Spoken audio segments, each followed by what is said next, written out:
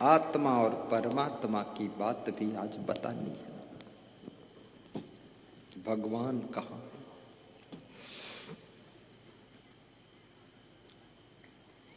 अर्जुन ने श्री कृष्ण से पूछा है कि भगवान कहाँ रहता है, ईश्वर कहाँ रहता है।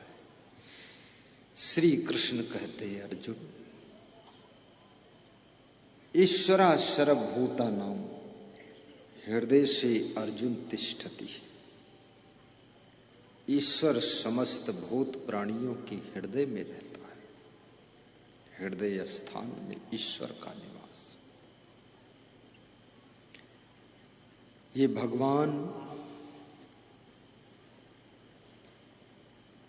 तुम मंदिर बनाते हो, मुसलमान मस्जिद बनाते हैं, ईसाई गिरजा घर बनाते हैं, सरदार गुरुद्वारा बनाते हैं, क्रिश्चियन चर्च बनाते हैं, और सब अपने अपने ढंग के नक्शा से बनाते हैं। लेकिन मनुष्य के बनाए हुए मकान में क्या भगवान रहेगा? क्या भगवान इतना कमजोर है कि वो अपना घर नहीं बना सकता है? और मनुष्य जिस साइज का बना रहा है उसमें क्या भगवान एडजस्ट हो पाएगा? भगवान के रहने का स्थान बाहर नहीं है, तुम्हारा हृदय मंदिर ही भगवान का स्थान है। जिनके कपट दंभ नहीं माया, तिनके हृदय बसहु रघुराया।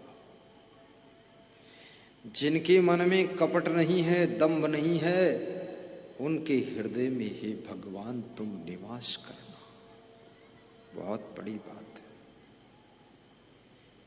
जिनके कपट दंभ नहीं माया। दंभ किसे कहते हैं?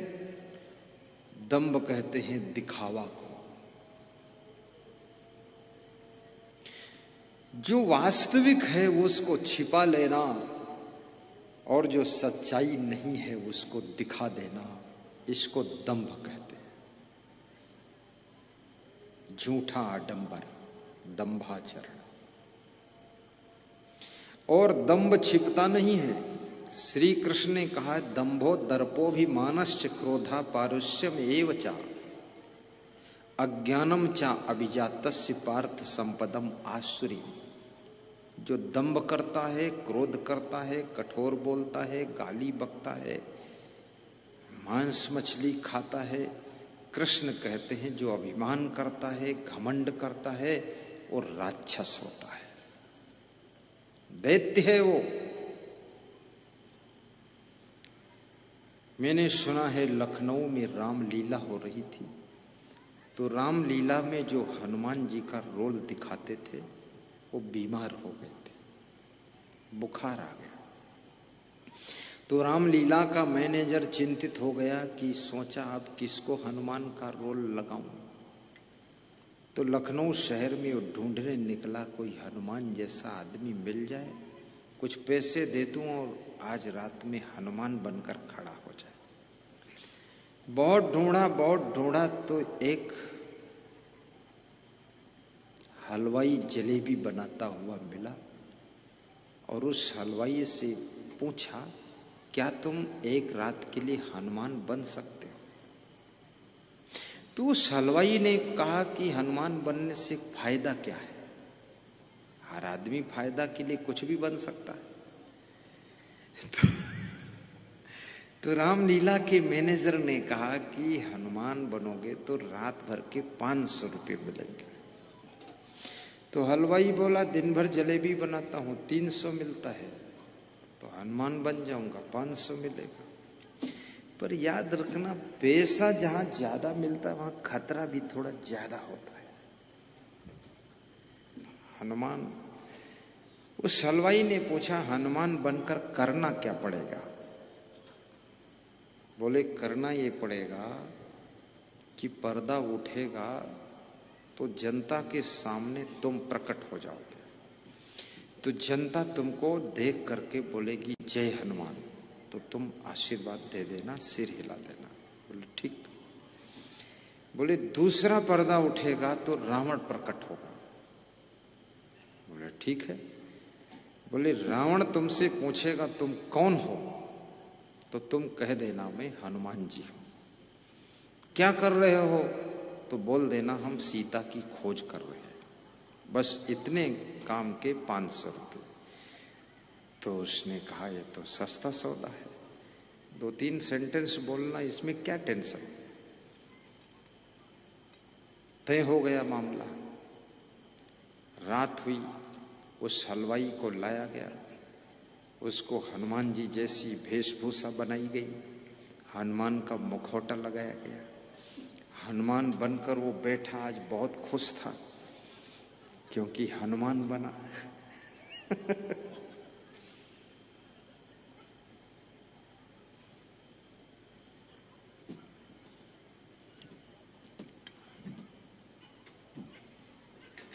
हनुमान।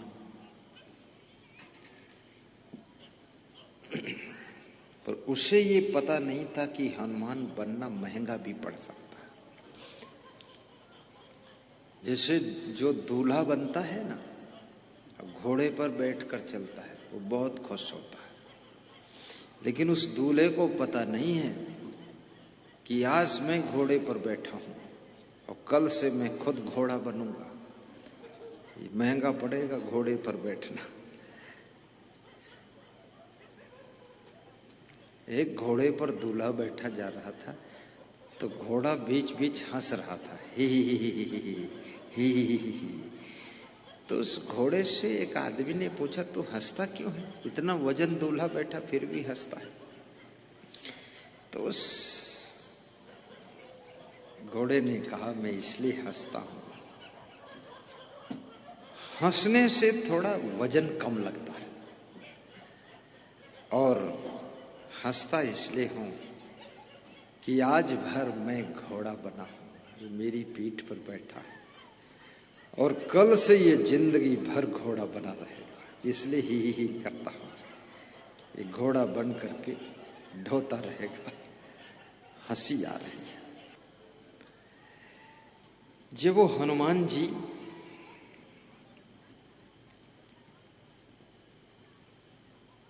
रामलीला के मंच पर बैठे, पर्दा उठा, सबने हाथ जोड़कर कहा जय हनुमान। तो हनुमान जी ने आशीर्वाद दिया और सिर हिलाया। वो हलवाई था, खुश हुआ कि आज सब नमस्कार कर रहे हमको। दूसरा पर्दा उठा, रावण प्रकट हुआ।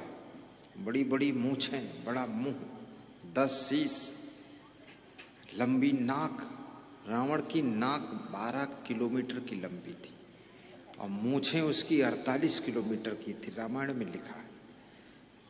तो रावण चलता होगा तो यहां से तो जौनपुर फंस जाएगा सब मूछों में, इतनी बड़ी मूछ है सब रावण की। अब तो कोई मूछ रखना नहीं चाहता है, सभी लोग चाहते हैं कि मूछ ना रहे। लोग कम उम्र के दिखना चाहते हैं, ज्यादा उम्र के दिखोगे तो कोई पसंद भी नहीं करेगा, तो कम उम्र के दिखना चाहते हैं। और महिलाएं भी 80 साल की उम्र की लेडीज, वो भी ऐसे रंग वंग लगाकर बैठती है कि वो भी दिखना चाहती है अभी तो 30 साल की हो, ना जाने क्या आला बला है। होंठ में रंग, पांव में रंग, नाखून में रंग, गाल में रंग, सिर में रंग, बालों में रंग, रंग में रंग, घर पूरा रंगा रंग और पूरा काम बेढंग, और घर में दंगा दंग, रंग खूब चल रहा है। प्रेम का रंग वर्षाओ, भक्ति का रंग वर्षाओ, सेवा का रंग आपके घर में सब तरफ दिखाई दे। श्याम पिया मोरी रंगते चुनरिया। भक्ति के रंग में मीराबाई अपनी चुनरी को रंगवाना चाहती है। ऐसा रंग दे रंग नहीं छूटे, धोबिया धोए चाहे सारी उमरिया। तो जब रावण प्रकट हुआ, जोजन चार मूछ रहे ठाड़ी, जोजन एक नासिका बाढ़ी, कनक भूधराकार शरीरा, समर भयंकर अति बलबीरा। तो रावण ने डपट कर हनुमान जी से पूछा कि तुम कौन हो? तो हनुमान जी जो बने थे हलवाई, वो डर गए और बोले, मैं हनुमान नहीं हूं, मैं हलवाई हूं। क्या करते हो? बोले, जलेबी बनाता। तुरंत रामलीला के मैनेजर ने पर्दा गिराया और हनुमान को खींचकर पीछे लाए और 5 थप्पड़ मारा। बोले, 500 रुपये। बोले, ये तुमसे कहा था बोलना हनुमान हूं, तुम बोले हलवाई हूं। अरे बोले, इतना खतरनाक रावण आ गया, हम बच गए, यही बहुत। अब ये बनावटी हनुमान कैसे टिक सकते हो? इसी को कहते हैं ये दंभ है, दिखावा। दिखावा मत कीजिए। जैसा हो वैसा ही रहो।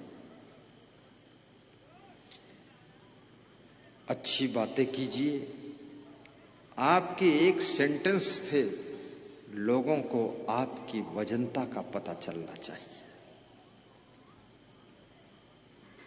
और जहां पर सभी लोग बात कर रहे हो, कोई किसी के सुन न रहा हो, वहां से उठकर दूर बैठ जाना चाहिए। वहां तुम बात करोगे, तुम्हारी बात का सम्मान भी खत्म हो जाए।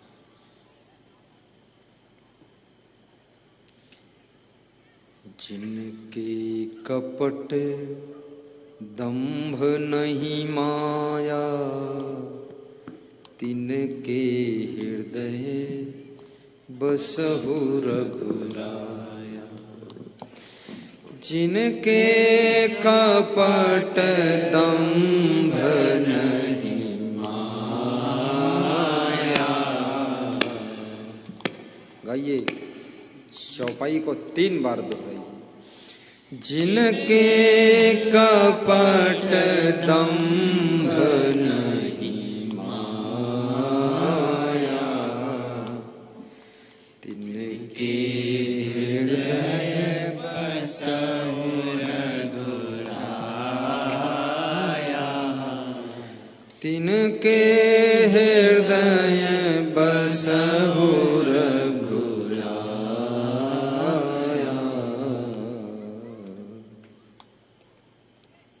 जिनके हृदय में कपट न हो,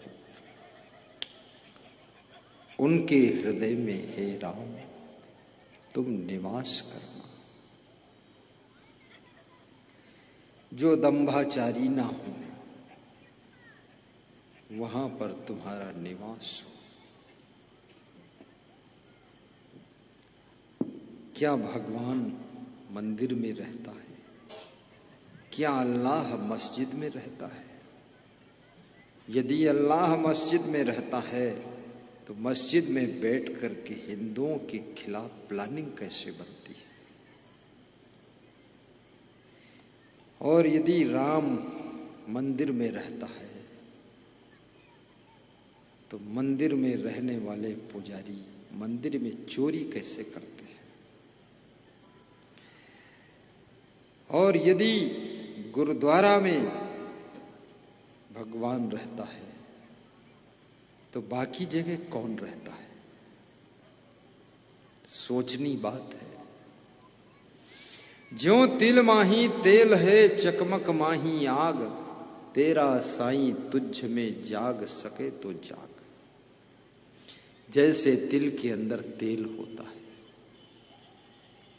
चकमक पत्थर के अंदर आग होती है, ऐसे तुम्हारा साईं, तुम्हारा परमात्मा तुम्हारे अंदर रहता है। कितने लोग साईं बाबा का दर्शन करने के लिए शिरडी जाते हैं, महाराष्ट्र, लेकिन कबीर कहते हैं तेरा साईं तुझ में जाग सके तो जाग। आपका साईं तो आपके हृदय मंदिर में बैठा हुआ है। माया मोह की नींद से जाग सको तो उस साईं का दर्शन कर सकते हो। तुम्हारे भीतर साईं का निवास है। तेरा साईं तुझ में जाग सके तो जाग। और भगवान ये भी कहता है कि पराया दर्द अपनाए उसे भगवान कहते हैं, और किसी के काम जो आए उसे इंसान कहते हैं। भगवान कौन है? जो दूसरे को सहयोग करता है वो भगवान है। परोपकार करे वो भगवान है। दूसरों की मदद करे वो भगवान है। पराया दर्द अपनाए उसे भगवान कहते हैं। पराया दर्द अपनाए उसे भगवान कहते हैं। किसी के काम जो आए उसे इंसान कहते हैं। किसी के काम जो आए उसे इंसान कहते हैं। पराया दर्द अपनाए उसे भगवान कहते हैं। जोर से गाओ, सब गाओ। दर्द अपनाए उसे भगवान कहते हैं। उसे भगवान कहते हैं। उसे भगवान कहते हैं। किसी के काम जो आए उसे इंसान कहते हैं। कभी इंसान निर्धन है, कभी धनवान इतना है। कभी इंसान निर्धन है, कभी धनवान इतना है। कभी धनवान इतना है, कभी इंसान निर्धन है। कभी सुख है, कभी दुख है, इसी का नाम जीवन है। कभी सुख है, कभी दुख है, इसी का नाम जीवन है। जो दुख में न घबराए उसे इंसान कहते हैं। जो दुख में न घबराए उसे इंसान कहते हैं। पराया दर्द अपनाए उसे भगवान कहते हैं। पराया दर्द अपनाए बहुत अच्छा उसे भगवान कहते हैं। किसी के काम जो आए उसे इंसान कहते हैं। किसी के काम जो आए उसे इंसान कहते हैं। बहुत बड़ी बात है। मैंने सुना है एक बालक खेल रहा था। विदेश की कथा है। उस बालक का एड्रेस भी बताऊंगा। खेलते खेलते उस बालक ने खेल में दौड़ लगाया, मोड़दार गलियों में भागा, तो गली में जहां मोड़ था वहां पर एक लड़की अपने सिर पर फलों की टोकरी रख कर आ रही थी, फल बेच रही थी। और वो बालक उस लड़की से टकरा गया, उसकी टोकरी गिरी, फल सब नाली में लुढ़क गए। लड़की उसी जगह टोकरी पकड़कर रो रही थी। बालक भाग गया। जब उस लड़की की रोने की आवाज सुना तो उसका दिल पिघल गया और उसने मन में सोचा कि ये तो बहुत कठोर बात हो गई। फिर लौट कर आया और उस लड़की से कहा कि इतना क्यों रोती हो, केवल फल ही तो गिरे, तुम तो गिरी नहीं। उसने कहा सवाल फल का नहीं है, मेरी अंधी माँ है, पिताजी मर चुके हैं, कोई भाई बहन नहीं है, और मैं किसी सेठ के यहाँ से फल उधार लेकर आई हूँ और ये फल बेचकर सेठ को पैसे दूंगी और इसके प्रॉफिट से अपनी माँ को रोटी खिलाऊंगी। मेरी अंधी माँ को दिखता नहीं है, घर में पड़ी रहती है। आज ये सभी फल नाली में गिर गए, अब सेठ को वापस पैसे कहाँ से दूंगी और अपनी माँ के लिए रोटी का इंतजाम कहाँ से करूँगी। हम गरीब हैं, इसलिए हम रो रहे हैं। तो उस बालक ने कहा मेरे घर चलो, मैं आपको अपनी माँ से पैसे दिला देता हूँ। उस लड़की को लेकर वो बालक अपने घर गया और पूरी कहानी बताई और कहा माँ इसके फलों की कीमत का पेमेंट तुम दे दो। तो माँ पहले बहुत नाराज हुई, क्योंकि इस तरह के बहुत गलतियां करके वो लड़का रो जाता था। माँ ने डांटा। उसके बाद माँ ने सोचा कि कोई शर्त पर दे देती हूँ। तो माँ ने कहा बेटा एक काम है, इसको पैसे तो दे देंगे लेकिन ये पैसों की भरपाई तुमको करना पड़ेगा। 1 महीने तक सुबह सुबह तुम्हारा नाश्ता कटौती कर दिया जाएगा। सुबह जलपान नहीं मिलेगा, नाश्ता नहीं मिलेगा। उस बालक ने 1 मिनट सोचा और कहा कि ठीक है, मैं सुबह नाश्ता नहीं करूंगा, लेकिन इस लड़की को दुखी नहीं देख सकता हूं, आप इसको पैसे दे दो। माँ ने पैसे दे दिए, वो लड़की अपने घर चली गई। इधर वो बालक 1 महीने तक नाश्ता नहीं पाता है और जब नाश्ता घर के सब लोग बैठे कर रहे हैं और उसको नहीं मिलता है तो उसको सोच आता है कि मेरी गलती के कारण मुझे नाश्ता नहीं मिल रहा है, मैंने उदंडता से उसके फल गिराए थे और ये मेरी माँ भी बहुत कठोर है, इस गलती के कारण मेरा नाश्ता बंद कर दिया है। लेकिन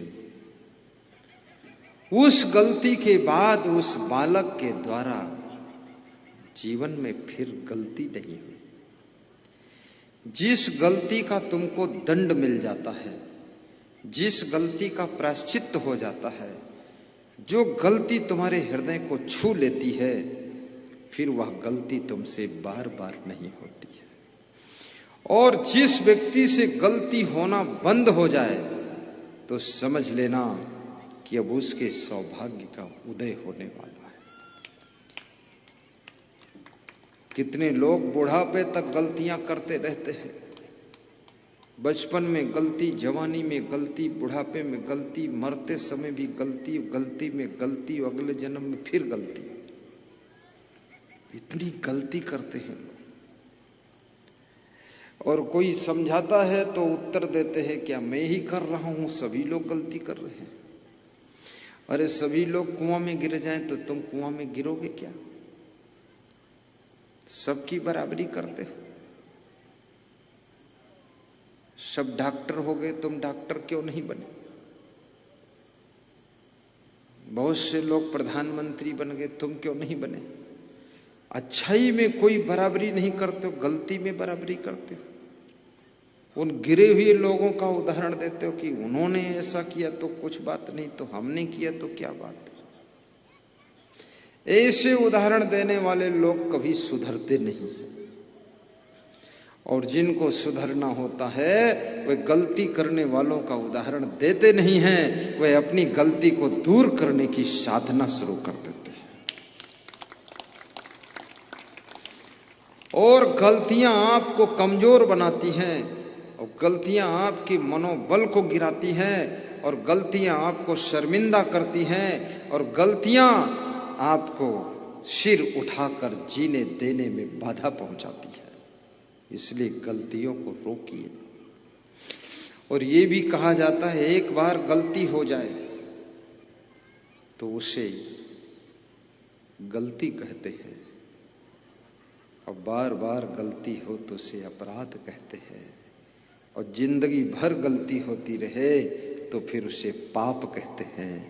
और जो पाप बन जाती है गलती, वो अपने आप को ही भोगनी पड़ जाती है। इसलिए बार बार गलती मत कीजिए। सुधार, चलना संभल संभल के, माया नगर यही है। बस आइए, राजा परीक्षित की कथा है। राजा परीक्षित ने कलयुग को डांटा और कहा कि तुम मेरे राज्य से बाहर निकल जाओ, और जिस बैल को तुम मार रहे हो ये 2 पैर का बैल है। ये बैल भी अद्भुत है। उस बैल से पूछा तुम कौन हो? बैल के तो 4 पैर होते, तुम्हारे 2 पैर हैं। तो बैल ने कहा कि मैं धर्म हूं। गाय से पूछा तुम कौन हो? गाय ने कहा मैं पृथ्वी हूं। धर्म और पृथ्वी दोनों की पिटाई हो रही है। मेरे राज्य में कलयुग को जब राजा परीक्षित ने डांटा तो कलयुग रोने लगा। बोला मेरे रहने का स्थान कहीं बता दो। तो राजा परीक्षित ने कहा कि जहां लोग जुआ खेलते हों, जुआरियों में रहना तुम। जहां दूत होता हो, दूत माने जुआ होता है, और जहां लोग शराब पीते हो, शराबियों में तुम निवास करना। और जहां हिंसा हो रही हो, मांस मछली अंडा मुर्गा खाया जाता हो, ऐसे मांसाहारियों में रहना। और जहां व्यभिचार होता हो वहां रहना। तो कलयुग दुखी होकर बोला कि राजन, तुमने जितने मेरे रहने के स्थान बताए हैं वह सब बहुत गलत जगह बताई। जहां कोई जुआ खेलता हो वहां रहो, व्यभिचार होता हो वहां रहो, हिंसा हो रही हो वहां रहो, जहां शराब पीते हैं लोग वहां रहो। कोई एक जगह अच्छी भी बताइए। तो राजा परीक्षित ने कहा सुवर्ण में निवास करो, जहां सोना हो वहां रहो।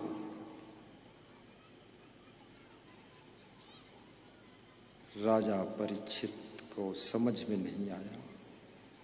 इतना कह करके लौट आए। दूसरे दिन जंगल में घूमने के लिए, शिकार खेलने के लिए जरासंध का मुकुट सोने का लगाकर राजा परीक्षित जाते हैं। जो पांडवों ने जरासंध को पराजित किया था तो उसका मुकुट ले आए थे सोने का। और जरासंध इतना पापी राजा, कंस का ससुर था, मगध का सम्राट था। जरासंध का मुकुट लगाकर, ओहो, और वो कलयुग उनके मुकुट में बैठ गया। भागवत की कहानी कहती है कि जब जाकर के देखा, जंगल में शमीक ऋषि के आश्रम पर पहुंचे और शमीक ऋषि से पानी मांगा पीने के लिए। शमीक ऋषि ध्यान में बैठे हुए थे, तो ध्यान में बैठे थे तो उन्होंने ध्यान नहीं दिया, तो एक मरा हुआ सांप उठाकर उनके गले में पहना दिया राजा परीक्षित, और वहां से लौट आए। शमीक ऋषि के शिष्य नदी में स्नान करने गए थे, वहां से जब लौटे तो देखा कि उनके गुरु के गले में सांप की माला। मरा हुआ सांप किसने डाला? तो शमीक ऋषि के पुत्र का नाम श्रृंगी ऋषि था। श्रृंगी ऋषि को बहुत दुख हुआ, वे रोने लगे जोर जोर से कि मेरे पिता का अपमान किसने किया, मरा हुआ सांप किसने पहनाया है। जब रोने लगे तो उनके रोने की आवाज को सुन करके शमीक ऋषि की आंख खुल गई और उसने पूछा, बेटा क्यों रोते हो तुम? पिताजी, हम स्नान करने गए थे, यहाँ किसी ने आकर आपके गले में मरा हुआ सांप पहना दिया। मुझे बहुत दुख लगा, मेरे पिताजी का अपमान किया और मैंने उस सांप पहनाने वाले को श्राप दे दिया है कि आज के 7वें दिन तक्षक नाग तुमको डस करके मार डालेगा। तो शमीक ऋषि ने कहा कि बेटा, इतना जल्दी श्राप नहीं दिया जाता है, आशीर्वाद तो जल्दी दे देना चाहिए, पर श्राप सोच विचार कर देना चाहिए। तुमने बहुत गलती किया है। राजा परीक्षित बहुत पराक्रमी धार्मिक राजा है और उसने मेरे गले में मरा हुआ सांप पहनाया है। जाओ उससे क्षमा मांगो जाकर।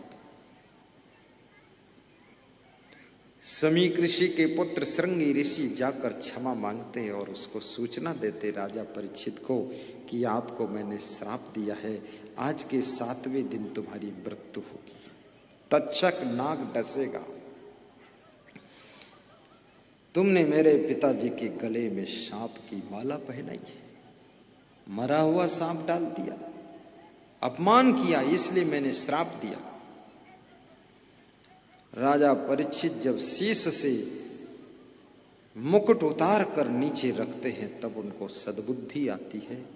अरे मेरी बुद्धि ऐसे कैसे बिगड़ गई, मैंने मरा हुआ सांप एक ऋषि को कैसे पहना दिया।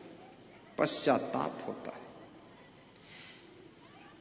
इधर श्रृंगी ऋषि का श्राप, राजा परीक्षित का पश्चाताप और किसी जन्म का विकट पाप, जरासंध के मुकुट को पहनकर कलयुग उसमें बैठ गया।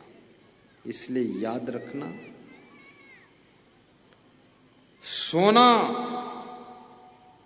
जब आपके घर में बढ़ने लग जाए तो बहुत सावधान रहना, सोने में कलयुग का वास रहता है।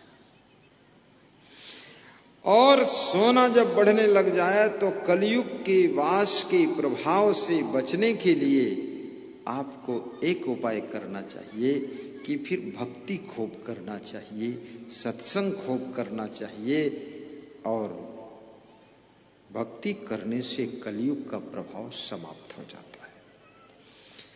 रावण के घर में जब सोना बढ़ा, सोने की लंका बन गई, सोने की दीवारें हैं, सोने की छत है, सोने के गेट हैं और सोने के बेड हैं, सोने की कुर्सियां हैं, लेकिन रावण गुरु भक्ति नहीं बढ़ाया, सत्संग नहीं बढ़ाया, तो कलयुग का वास आ गया, तो रावण की बुद्धि बिगड़ गई। और कलयुग की पहचान होती है कि आपकी बुद्धि बिगड़ेगी। लेकिन कृष्ण भगवान के पास में भी सोने की द्वारिका थी, और कृष्ण भगवान के ऊपर कलयुग का प्रभाव क्यों नहीं था? क्योंकि कृष्ण के पास में गुरु की भक्ति भी थी, ज्ञान भी था, और कृष्ण भगवान के पास में सत्संग भी था, इसलिए कलयुग का प्रभाव समाप्त हो गया था। महिलाएं सोने का हार पहने, अच्छी बात है, ताकि सुनार की आमदनी बढ़े। सोने की अंगूठी पहनो, सोने के कुंडल पहनो, सोने की जंजीर पहनो, चांदी की पायल पहनो, सोने की नथनी पहनो, और कमर में लोहे की करधनी पहनो, मजबूत कमर को बांधो लोहे की। कोई बात नहीं, अगर सब सोना ही सोना पहन लोगी तो लोहा रोएगा कि हमको कोई नहीं आदर करता है, थोड़ा लोहा भी पहनो। लेकिन जब सोना पहनने लग जाओ तो भक्ति भी करना, सत्संग भी सुनना, और गुरु का ध्यान करना, तो तुम्हारे ऊपर कलयुग का प्रभाव नहीं आएगा।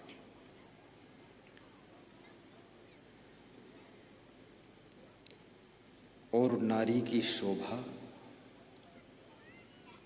साधु की शोभा,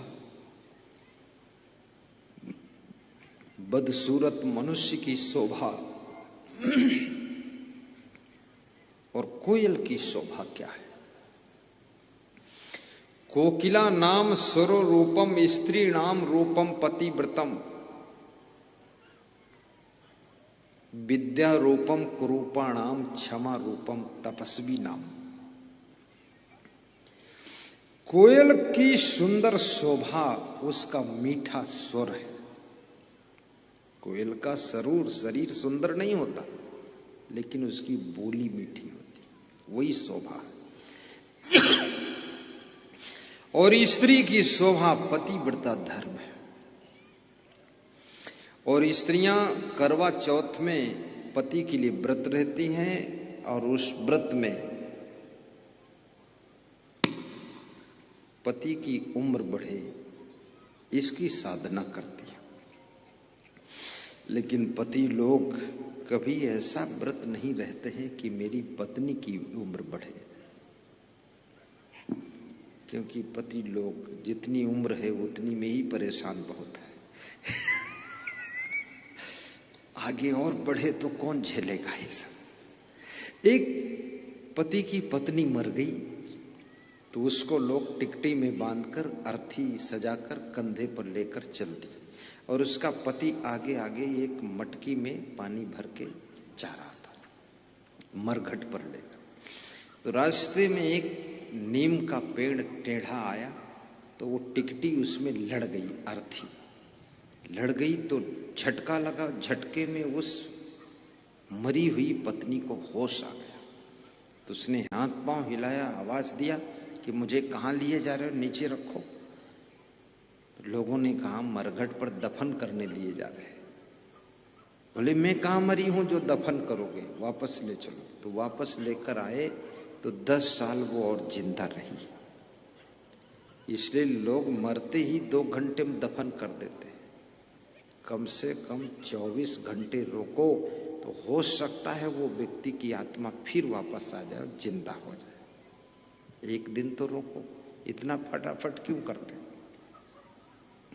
लेकिन लोग इसलिए फटाफट करते हैं, अगर फिर से जिंदा हो गया तो फिर झेलना पड़ेगा 10-5 साल, इसलिए फटाफट निपटाओ। सब ऊब गए। 10 साल बाद वो स्त्री फिर मरी, और फिर अर्थी सजाई गई, और 4 लोग कंधा लगा कर निकले, और गांव के लोग सब बोलने लगे राम राम सत्य है, सत्य कहे मुक्त है, और जा रहे थे। और उस स्त्री का पति आगे आगे मटकी लेकर चल रहा था। तो जहां वो टेढ़ा नीम का पेड़ आया तो वहां वो खड़ा हो गया उसका पति। बोले बस इस स्थान पर सावधानी से निकालना अर्थी, पहले जब मरी थी यहीं टकराई थी अर्थी, तो 10 साल झेलना पड़ा है। बुद्धिमानी का काम देखो। राजा दशरथ और राजा जनक दोनों बुद्धिमान थे। राजा जनक ने अपनी चारों बेटियों का विवाह एक ही दिन कर दिया था और राजा दशरथ ने भी चारों पुत्रों का एक ही दिन। रोज रोज का झंडा सब खत्म, कहानी वो बाजा रोज बज रहा है, वही किंगरी वही राग फालतू। एक ही दिन में चारों बेटियां निपट गई और चारों भाई निपट गए। बस अब एक ही घर से ले आए सब लड़कियां, सीता, श्रुतकीर्ति, मांडवी, उर्मिला। राजा जनक के भाई की लड़कियां थी और सब एक साथ।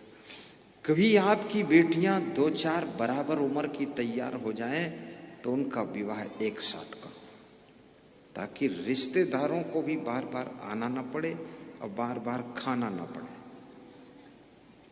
और बार बार पंडाल लगाना ना पड़े, और बार बार लाइट का खर्चा देना ना पड़े, और बार बार वही रिश्तेदार 4 बार आएंगे। 4 बेटियों में 4-4 लाख का तो खा जाएंगे, तो वही बच गया 16 लाख अपना। शादी हो गई। और दिन में शादी कर दो तो बहुत चतुराई है, दिन में निपटाइए। लाइट फाइट का कोई काम नहीं। 12 बजे से लेकर 2 बजे तक शादी। और पंडित को 200 रुपये ज्यादा दो, कह दो शॉर्टकट मंत्र पढ़ो, तुम ज्यादा लंबा लगाओ मत। हाँ, पंडित लोग भी लंबा लगाते रहते ताकि लोग समझे बहुत बड़ा मंत्र पढ़ रहा है, बड़ा काम है। कुछ नहीं, उसका मंत्र वंत्र कोई समझता नहीं है, शार्ट में मार दो। मैं तो छत्तीसगढ़ में एक आदमी हमको झूठ बोलकर ले गया शादी में। हम शादी में जाते नहीं किसी के। शादी में इसलिए नहीं जाते कि शादी तो एक की होती है, लेकिन वहां जितने लड़के लड़कियां आते हैं वे सब सज धज कर खड़े होते हैं। वहां का माहौल सब राग रंग का रहता है, उसमें साधु बाबा को बैठना भी नहीं चाहिए। तो मैंने लोगों से पूछा कि एक लड़की का विवाह है, लेकिन ये सभी लड़कियां सज धज कर क्यों बैठी यहाँ? तो बोले एक की शादी है, बाकी जो आई हैं ये सब शादी की उम्मीदवार है। हाँ, ये सब उम्मीदवार प्रत्याशी है इसलिए ये भी सज धज कर आई है, लड़के लोग भी सज धज कर आए हैं। और उसमें साधु को फंसने की जरूरत भी नहीं है, फालतू। हाँ, साधु को तो पहले जाओ या बाद को जाओ, आशीर्वाद दे दो। तो वो पंडित धीरे धीरे मंत्र पढ़ रहा था और लड़की आगे आगे मंडप में घूम रही थी और पीछे पीछे उसका पति ऐसे हाथ करके उसके पीछे चल रहा था, बहुत धीमी चाल में। मुझे देर हो रही थी, तो भगत की लड़की थी, तो मैंने उसको कहा कि तू तो पहचान वाली है बेटी, थोड़ा स्पीड बढ़ा दे। तो वो थोड़ा मुस्कुराई तो मैं हंसा। हमने कहा तेज राउंड घूम दे, 7 के बजाय 8 घूम दे, क्या फर्क है। और पंडित से हमने कहा मंत्र फटाफट पढ़ो पंडित जी तुम, और ना पढ़ पाओ तो हमें लाओ माइक। तो मैंने लिया माइक, मैंने 108 मंत्र बोल दिए फड़ फड़ फड़। तो माइक में आवाज फैली गांव में, तो लोग बोले गुरुजी के मंत्र आ रहे, क्या बात आए हैं क्या? तो गांव के लोग इकट्ठे हुए। हमने 10 मिनट में सब निपटा दिया और छुट्टी लेकर वहां से विदा हो गए। तो शादी भी 2 घंटे में निपटाओ फटाफट। जयमाला डालो, पंडित जी को दक्षिणा दो, माइक में मंत्र बोल दें और फटाफट काम हो गया। लोगों को भोजन 1 घंटे में खिला दो, सबको विदा करो और छुट्टी। और रात में लाइट फाइट का लफड़ा खत्म करो, दिन में करो, बुद्धिमान बनो, होशियार बनो। और एक साथ में 4-4 लड़कों का विवाह कर दो, साथ में 4-4 लड़कियों को एक साथ निपटाओ, सब छुट्टी काम। मेन चीज है दामाद को और तुम्हारी बेटी को सत्संग गुरु जी का मिलना चाहिए। उस सत्संग से उनको सद्बुद्धि मिलेगी और जिससे उनको शांति मिलेगी और गृहस्थाश्रम अच्छी तरह से जी सकेंगे। साहिब बंदगी बोलो, साहिब बंदगी। बहुत बड़ी बात है। राजा परीक्षित दुखी हो जाते हैं और पूछते हैं कि अब ये श्राप से कैसे बचूंगा मैं। बोले श्राप तो लगेगा ही, 7वें दिन तक्षक नाक डसेगा तो मरोगे। और सांप के काटने से जिसकी मृत्यु होती है, शास्त्र कहते हैं उसकी आत्मा की सद्गति नहीं होती है। तो क्या करना चाहिए? तो संतों ने बताया कि आपको भागवत सुनना चाहिए, प्रवचन सुनना चाहिए, 7 दिन लगातार कथा सुनो। तो उन्होंने व्यास जी को बुलाया कि तुमने भागवत लिखा तो तुम ही सुनाओ ताकि त्रुटि न हो। तो व्यास जी ने कहा मेरे सुनाने से तुम्हारी आत्मा की सद्गति नहीं होगी, कोई ब्रह्मचारी गुरु होना चाहिए। बोलिए कौन है? कहा मेरा पुत्र सुखदेव ब्रह्मचारी है, उसके मुख से सुनोगे तो तुम्हारी आत्मा की सद्गति हो जाएगी। तो सुखदेव जी ने अपना ज्ञान और प्रवचन और भागवत कथा सुनाया तो राजा परीक्षित की आत्मा की सद्गति हो गई। ब्रह्मचारी कोई संत आपको ज्ञान दे और उससे गुरु मंत्र लो, वो आपका गुरु बन जाए।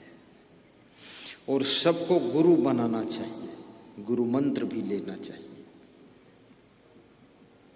गुरु दीक्षा के बिना जब तप होम क्रियाद, बिन गुरु दीक्षा अफल सब जब तप होम क्रियाद। और ज्यों पाहन में बीज बये उपजे न फल बाद।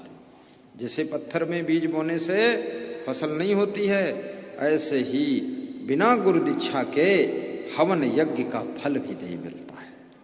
इसलिए गुरु मंत्र राम कृष्ण से को बड़ा उन्हू तो गुरु कीन, 3 लोक के वैधनी गुरु आगे आधीन। गुरुर् ब्रह्मा गुरुर् विष्णु गुरुर्देवो महेश्वरा गुरुर् साक्षात्। गाओ सब लोग मंत्र बोलो। गुरुर् ब्रह्मा गुरुर् विष्णु गुरुरेव महेश्वरः गुरुरेव साक्षात् परब्रह्म तस्मै श्री गुरुवे नमः। तस्मै श्री गुरुवे नमः। कर्पूरे गौरम करुणावतारम संसार सारम भुजगेन्द्रहारम सदा वसन्तं हृदयारविन्दे भवं भवानी सहितं नमामि। त्वमेव माता च पिता त्वमेव विद्या द्रविणं त्वमेव सर्वं मम देव देव त्वमेव सर्वं मम देव देव।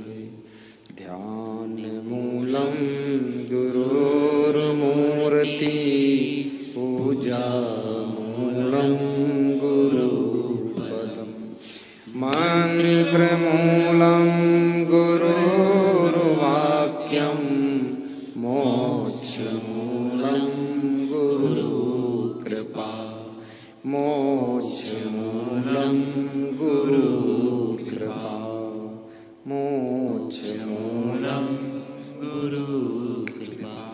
बोलिए सद्गुरु भगवान की जय, बोलिए संत भगवान की जय। कबीर मन निर्मल भया जैसे गंगा नीर, पाछे पाछे हरि रे कहत कबीर कबीर। कबीरा खड़ा बाजार में मांगे सबकी खैर, ना काहू से दोस्ती ना काहू से बैर। कबीर तुम्हारी जय जय हो, आइए कीर्तन है। महावीर तुम्हारी जय जय हो, महावीर तुम्हारी जय जय हो, हे संत तुम्हारी जय जय हो, हे संत तुम्हारी जय जय हो, भगवान तुम्हारी जय जय हो, भगवान तुम्हारी जय जय हो। और अब आरती का शुभारंभ, भाव से आरती करना, श्रद्धा पूर्वक।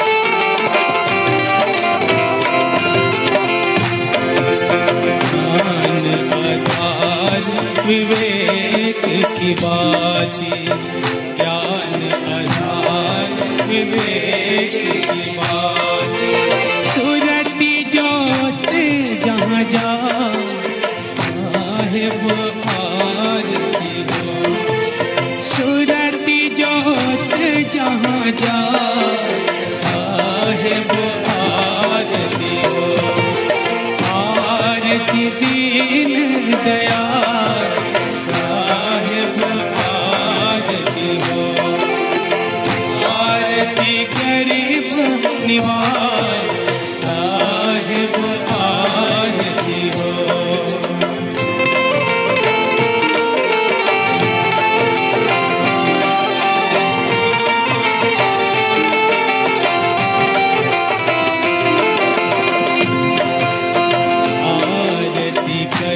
सतगुरु साहिब की आरती करो, सतगुरु साहिब की, जहाँ सब संत समा साहिब आरती हो, जहाँ सब संत समा साहिब आरती हो, आरती दीन दयाल साहिब आरती हो, आरती गरीब निवास साहिब आरती हो।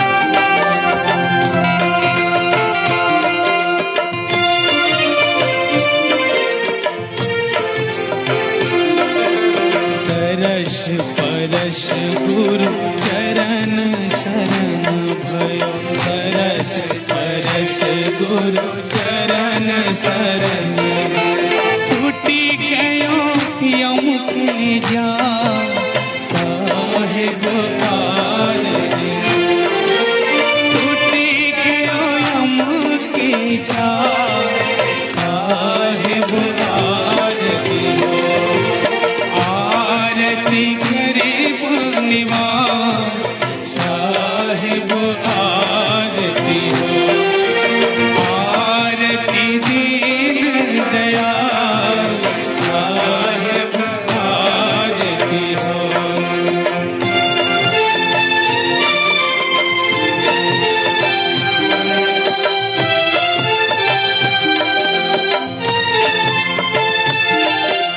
साहिब कबीर संतन की कृपा से, साहिब कबीर संतन की कृपा से, भया हो परक परका साहिब आरती हो, भया हो परक परका साहिब आरती हो, आरती गरीब निवाज साहिब आरती हो,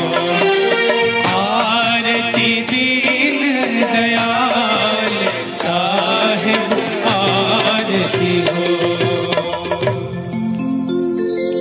बोली सदगुरुदेव की जय। बोली सदगुरुदेव की जय। आप सभी लोग अब आरती का पुण्य लाभ ले चुके हैं। सभी से निवेदन है, सभी लोग बैठ जाएं, अपने अपने जगह पर बैठकर गुरुदेव जी को प्रणाम करें। सभी लोग यथास्थान सभी लोग बैठ जाएं, प्रणाम करें। साहेब बंदगी, साहेब बंदगी, साहेब बंदगी। बोली सदगुरुदेव की जय। आप सभी लोगों ने पूज्य गुरुदेव जी की आरती का पुण्य लाभ लिए हैं। आरती का दर्शन आप सभी लोग करें।